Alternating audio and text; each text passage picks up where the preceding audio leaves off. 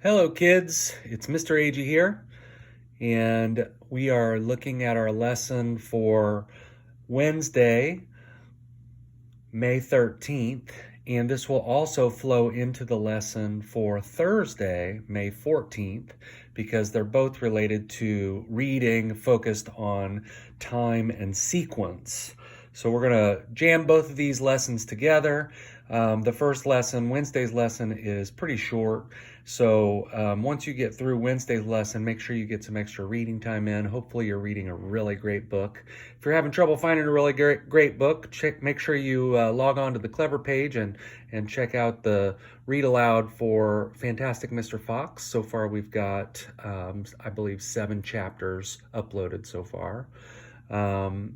But today, Wednesday, you're going to be focused on reading about time and sequence. We're on pages 13 and 14 in your packet in the reading section. And the learning target here says that you're focused on this. Using time and sequence words will help you understand how events in history are connected. So the actual reading that you're going to be doing today is focused on Vikings, and then the reading that you're going to be doing tomorrow is focused on the Louisiana Purchase and the expansion westward in early America. So the instructions here, it says read. Do you like a good story? Then you probably enjoy history. History is the story of events that happened in the past. Historical events are usually told in a sequence, which is the order in which they happened. The sequence can help you understand the relationships or connections between those events. When you read, look for signal words that give clues about time, order, and sequence. First, next, and finally are signal words. So are phrases such as later that year and 1864. Read the cartoon below. What's happening? How are the events related? So they give you a little cartoon. This is your reading. It's not very much at all, but you're looking for those signal words.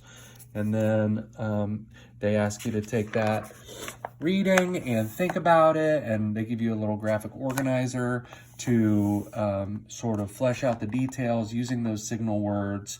And then they ask you to talk about it.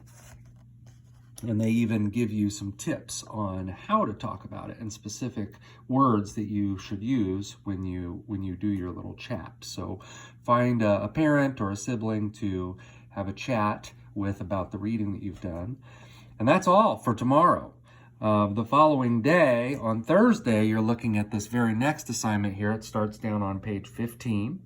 And you're looking at this history text, and it's focused on our United States early on. It's called Adventure of the Growing Nation. And so you can see that the reading is a lot more significant and demanding, and you're looking for those signal words, and it even tells you to underline the signal words. And I'll give you a hint. In this passage, it's not as simple as first, next, last, or first, next, finally. The signal words are phrases that kind of refer to seasons and years. So pay attention to those as you read. And then again, you'll have an activity to do on the following couple of pages. And it's asking you to kind of outline what happened and list the events next to the signal words in the graphic organizer. Do another academic talk about what you read, and then it gives you a writing prompt for the short response. So this is Thursday. What are the important events in the journey of Lewis and Clark? Include details from paragraphs 3, 4, and 5 in your answer. Use the space provided on page 44 to write your answer.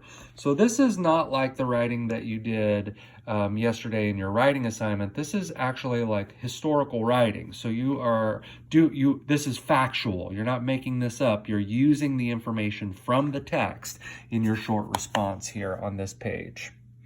Of course, we are looking for paragraphing in third grade. Remember, paragraphs start with an indent. All of your sentences should start with capital letters and end with punctuation.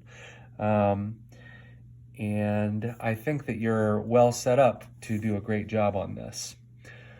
As I said, if these assignments don't take you 60 minutes and you still have stamina for some extra reading, make sure you dig into a good book, have some fun reading, talk with your family or friends or even your teacher. You can reach out to me by text, by email, by phone, and I'll make myself available for you. Best of luck on this assignment, and I'm signing off.